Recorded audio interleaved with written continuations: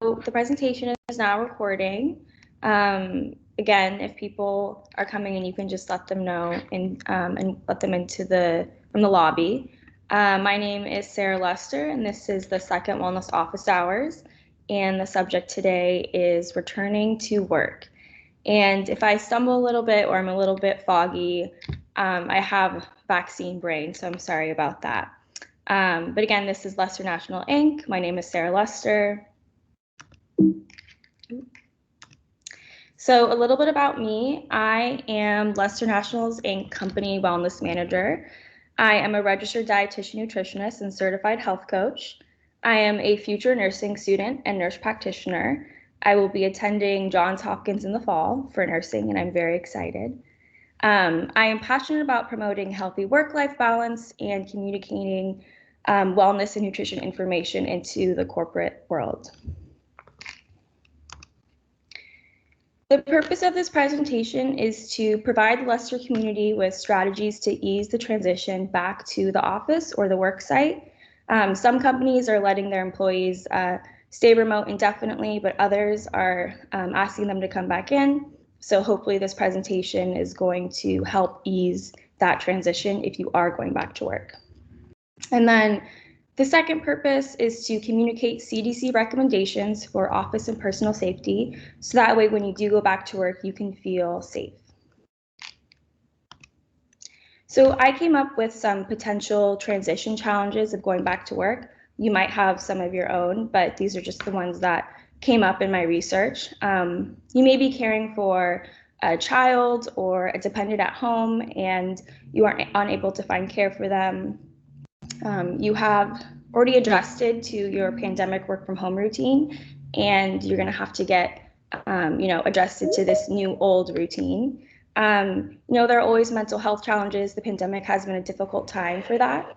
And so it's just good to learn about, the signs of mental burnout and employ strategies to help you transition healthfully.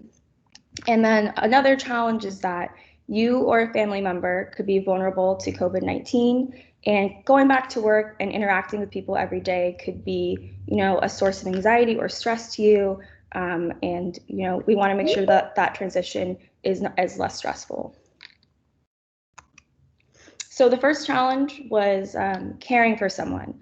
So if you do have a child at home or a dependent at home and you're asked to go back to work and maybe you're having trouble finding childcare or dependent care, the easiest thing to do is just to have an open dialogue with your employer. Discuss with them your situation. People are very compassionate and understanding during the pandemic. Look into maybe you can have a flexible or hybrid work schedule, working a few days out of the week from home during the transition, so you can find someone to take care of your child, or maybe it's a grandparent or a parent at home. And then look into your company's paid leave for caregivers, or explore other avenues of parental support. I'm sure employers are going to be very supportive during this time, but definitely just advocate for yourself and just communicate with your employer. And then you can always find outside support. Parents have gotten extremely creative of how they have taken care of their kids throughout the pandemic. So there's something called Child Care Collective, and that's just a network of trusted families. They take turn taking care of children. So for every hour you give in of taking care of kids, you get an hour out to work, to run errands, to do whatever you need to do. You can also do nanny share, and this is just a cheaper way of having a nanny. It's a bunch of families share one nanny, so it's much cheaper than just one nanny to one family. And then you can also, of course, always ask for help from family members, friends, coworkers. People are supporting each other through this pandemic. So the biggest challenge that many of us might have is adjusting to our new, and I put that in quotes because really it's our old pre-pandemic work routine. On average, it takes 2 months before behavior becomes automatic. So if we have been working from home this entire pandemic, we've definitely adjusted to the flexible work schedule, the comfortable clothing, the intermittent breaks to go run errands. And so now adjusting to this more rigid 9-to-5 schedule could be a little bit more challenging. So a good way to prepare for this new routine is to visualize and practice this old new routine. And when you're visualizing this, pinpoint how your schedule is going to be different. And this might be that you realize that you're going to have to commute again. And so you're going to have a different sleep schedule. So start practicing the sleep schedule, waking up an hour earlier, going to bed an hour earlier. Practice wearing your work clothing. I know a lot of us, we do professional on top, comfy on the bottom, and then wearing slippers. And so it's good to get in the habit of wearing all of your work clothing, including your shoes, just so you get in the habit of doing that and making sure that your clothing is still comfortable and that it still fits, since it has almost been a year. And practice running your errands during non-work hours. So I know a lot of us, again, we have just it's been very easy to pop to the grocery store during work hours and just come back home and work a little bit longer at night. But during the 9 to 5 schedule, it's more difficult to do that. So just practice getting your errands done before and after work, and just little things like packing your lunch. If that's something you do at the office, start doing that. And all of these practices they're gonna help you prepare to go back to work and just ease the transition. And just things to consider before returning to work.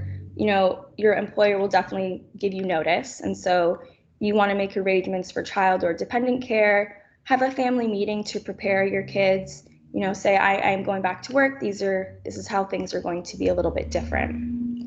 And you also might want to research public transportation schedules if that's how you do get to work. Some bus schedules have modified schedules due to COVID, and we want to make sure that you get to work safely and on time. So that's definitely something to research. And you also want to prepare for your commute. Some of us have not driven very far this past year, so make sure that your car is up to date, the oil's changed. If you do have a long commute, get some podcasts and audiobooks queued up.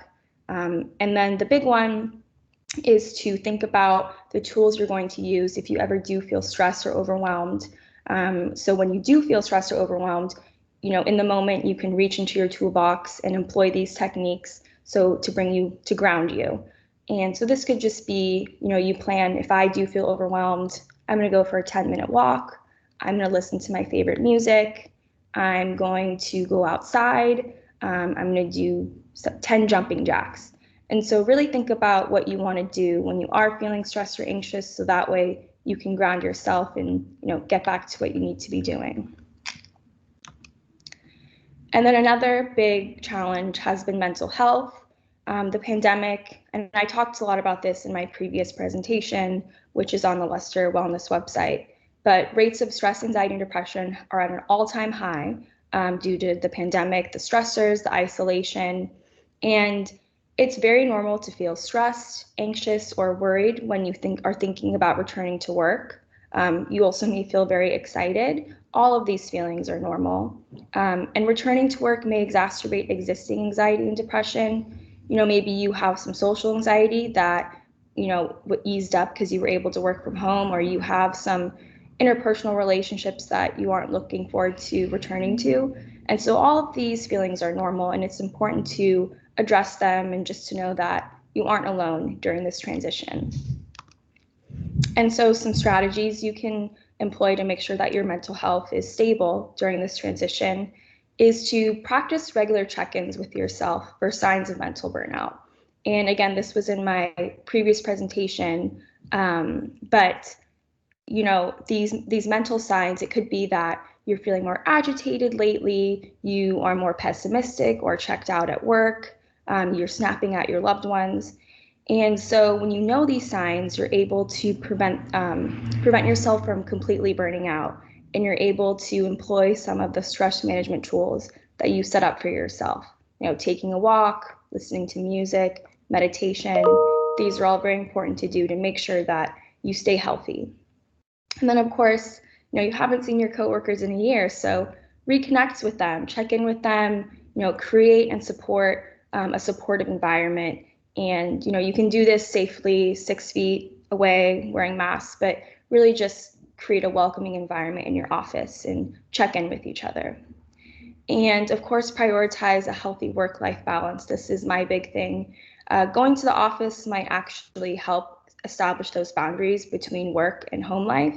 But again, really be deliberate about, doing your work, doing what you need to do, but then coming home and doing activities that make you happy, spending time with your family. Really invest in your mental and physical health, because you're going to get a lot more out of your work if you're healthy and you're happy. And of course, in any situation, if there's ever an issue, you should always seek support from someone, from friends, from family, or a professional. And the last challenge that I researched was if you or a loved one, someone you live with, is in a vulnerable population. And this can bring up a lot of anxiety and stress about interacting with people day to day. And if you are in a vulnerable population, you likely already know you are an older adult and then people of ages with pre-existing conditions. And so just some general recommendations, we've all heard these before, but if you are in a vulnerable population, it's good to just keep doing these things to help keep you safe. But wear a mask while in the office. Even if you are vaccinated, this just might add another level of safety and decrease your anxiety about interacting with people. Washing your hands frequently, having hand sanitizer at your desk, clean and disinfecting your workspace each day. Bring a lunch from home to decrease the amount of people you're interacting with so you don't have to go buy lunch. The big one is get vaccinated. That's really going to protect you. Social distance in shared spaces. And then, of course, have an open dialogue with your employer about your worries and your stresses. Discuss a flexible work schedule, or maybe there are special accommodations. You can work in a more isolated office or have staggered lunch breaks, something like that. And your employer will definitely be open to working with you. And this is just briefly CDC recommendations for returning to work, very similar to the last slide. And we've all heard of these, but it's always important to refresh on these. So when you're in the office, washing your hands frequently for at least 20 seconds, especially before and after eating or before and after going into shared spaces. Frequently disinfect surfaces and work tools, pencils, keyboards, or actual tools. Avoid sharing work tools. Wear a mask and social distance in shared spaces. And you can open windows and use fans for proper ventilation, because good ventilation really does decrease risk of transmission of COVID. And the takeaways from this presentation, because I always do pack a lot in, but these are the things that really you want to think about. Communicate to your employer your challenges and your stressors regarding returning to work, and come up with your employer, collaborate with them, a schedule, something that helps ease the transition to come back into work.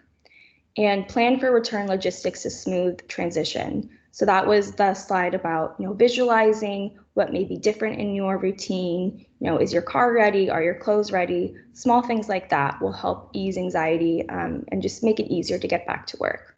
And then, of course, seeking support from coworkers, friends, or family or professionals is always a wonderful option if you're feeling overwhelmed or you just need a helping hand. And then I did provide some resources. There's CDC, they have resources for employees around stress management, so you can click on that. I always include, in my last presentation, in this presentation, I include a link to teletherapy or just regular therapy.